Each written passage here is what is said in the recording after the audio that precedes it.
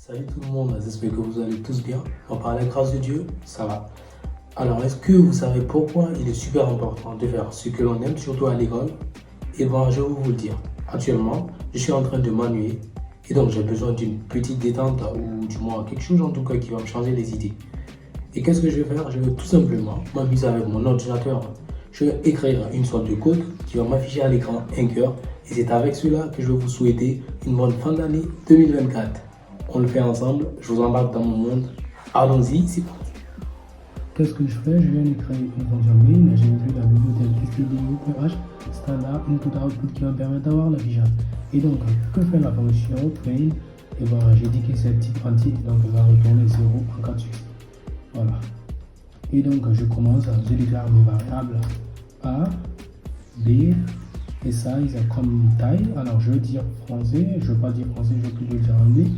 Parce que c'est comme ça que je les ai, voilà. Et donc, ma première boucle for A égale size divisé par 2. Alors, A plus petit que.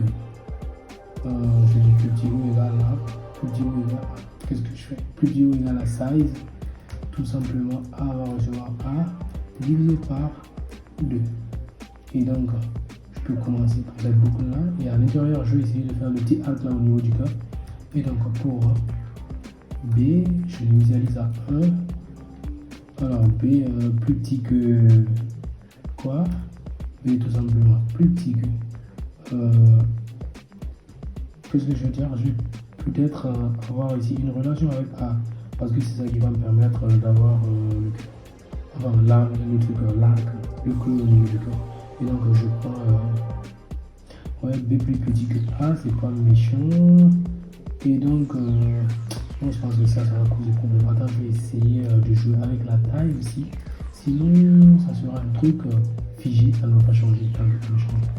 Et que la taille aussi ne bouge pas. Et donc je vais essayer, comme A bouge en fonction de la taille, je vais essayer d'induire la taille. Et donc ça est A. Ici, qu'est-ce que je fais maintenant à B? Également on va recevoir B tout simplement plus de. Et donc je peux commencer pour cette boucle for là. Je commence par créer le creux avec un espace. Ensuite qu'est-ce que je fais? Je fais une autre boucle for pour afficher les choses maintenant. Et là je vais utiliser la lettre grand A. Alors pour B égale à 1, qu'est-ce que je fais? B égale à 1, si B est plus petit ou égal à A. Alors qu'est-ce que je fais? Et ben, je vais incrémenter B. J'incrémente B. Dans cette boucle for là, en fait, j'ai juste besoin d'écrire un certain A qui va servir de. En tout cas, c'est ça qui va constituer mon cœur. Je vais utiliser le A et le B en majuscule, évidemment, pour constituer mon cœur. Alors A. Et donc, c'est fait. Maintenant, allons pour un autre espace qui va me permettre tout simplement, puisque après avoir affiché une séquence en fait, il me faut de l'espace à tout moment. Et donc je vais encore faire la même séquence pour B égale à 1. Alors B plus petit ou égal je veux dire quoi? Size moins A, comme toujours, size moins A. Alors, qu'est-ce qu'on fait cette fois-ci? B plus plus. Au lieu de dire B égale à B plus 2. Là, je change les choses pour pouvoir incrémenter B dans ma boucle là et essayer de voir ce que ça peut faire. Alors, qu'est-ce que j'ai fait pour ma boucle for? Ah non, pour écrire, pour faire le creux, j'ai pas besoin de prendre tout. Je pense que le for, il va s'arrêter à quelque part ici. Et donc, mon premier for que j'ai ouvert, voilà, c'est bon. Là, je pense que je suis sur le chemin. Et donc, là, qu'est-ce que je viens de faire? Ben, tout simplement, je suis en train d'incrémenter B pour encore créer de l'espace. Parce qu'à chaque fois que j'affiche une séquence de lettres, c'est-à-dire j'ai A, ensuite il faut sauter, écrire A. Et donc, je vais encore faire de l'espace. Voilà. Voilà, on est bon.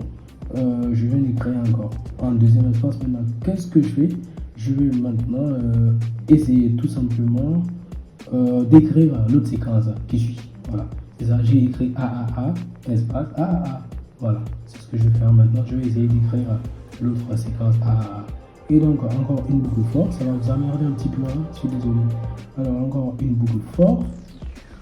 On va le faire comme en débutant, vous savez, donc pas besoin d'utiliser des choses compliquées. Moi, je vais juste me limiter au truc basique. Et donc encore qu'est-ce que je fais? C'est comme si je regarde même pas mon écran là.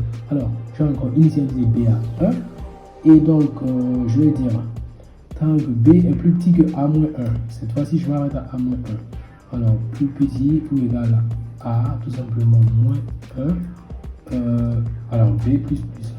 Voilà, on incrémente B et on veut le pas. Alors qu'est-ce que je fais ensuite? Je vais tout simplement écrire A comme ce que je viens de faire. Voilà, j'ai encore écrit A, c'est-à-dire là, qu'est-ce que ça va me permettre en fait? C'est juste pour avoir les séquences A, sauter, A. Voilà, je viens de faire ça. La suite c'est quoi? Il va falloir que je fasse un retour à la ligne. Bon, moi j'essaie de faire les choses de façon visible, hein, sinon c'est possible de mettre l'anti-slash N ici, c'est-à-dire je m'échappe ici, c'est possible. Mais bon, je vais essayer d'être le plus lisible possible pour tous ceux qui ne comprennent pas le code machin, afin d'éviter de vous emmerder. Alors, ici, il va prendre fin ma première boucle for, en l'occurrence celle-là que j'ai créée ici. Donc, je vais créer une nouvelle boucle for, cette fois-ci avec A, initialisé tout simplement à la taille. Alors, et ma condition c'est tant que A est supérieur ou égal à 0. Voilà, c'est ça ma condition en fait. Tant que A est supérieur ou égal à 0, alors qu'est-ce qu'il faut faire? Il faut décrémenter A. Ouais, c'est ça, il faut décrémenter A. Je vais bien un petit point virgule ici, vous savez, c'est très nouveau et beaucoup de chiffres. Voilà, et donc je vous envoie là, c'est un fort qui va vraiment englober beaucoup de choses. Et donc c'est là-bas que va se jouer ma séquence de B. Et donc qu'est-ce que je fais? Maintenant une autre boucle fort avec B que je vais initialiser à A. Et donc B plus petit que la taille. B plus petit que la taille, que je fais c'est pas B plus petit que la taille, est-ce que c'est bon? Ouais, je pense que j'incrémente B tout simplement. Je pense que ça va me permettre d'avoir la séquence que je veux. Faut pas trop réfléchir de toute façon. Quand je vais exécuter, je vais avoir le résultat. Alors, c'est ça. Et donc, qu'est-ce que je fais? Il faut encore faire comme avant. J'ai créé de l'espace.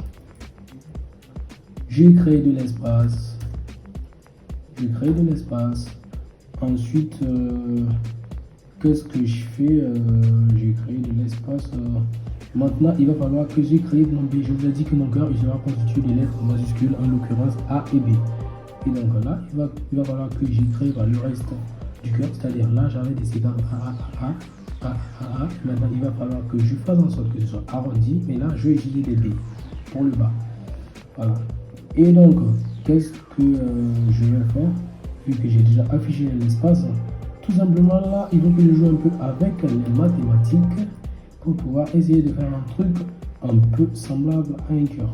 Alors, qu'est-ce que je vais faire moi? Je vais initialiser mon B à 1. Ensuite, B, qu'est-ce que je vais faire? Je vais dire ceci. Alors, tant que B, là, ça doit être une sorte d'infériorité, en tout cas une égalité, ça peut être la condition. Alors, qu'est-ce que je fais? Je vais dire B plus petit ou égal à quoi? Alors, je réfléchis un peu.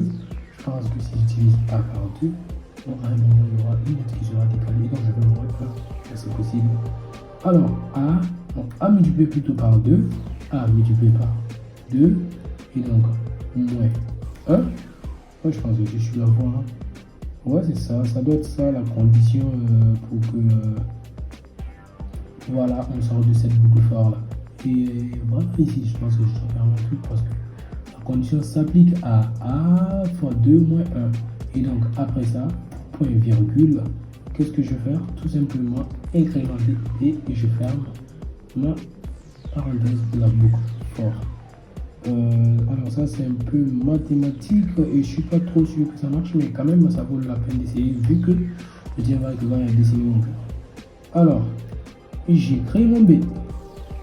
Ensuite, le fameux point et virgule. Et qu'est-ce que je fais? Il faut tout simplement afficher de l'espace. Comme au bon temps. Voilà.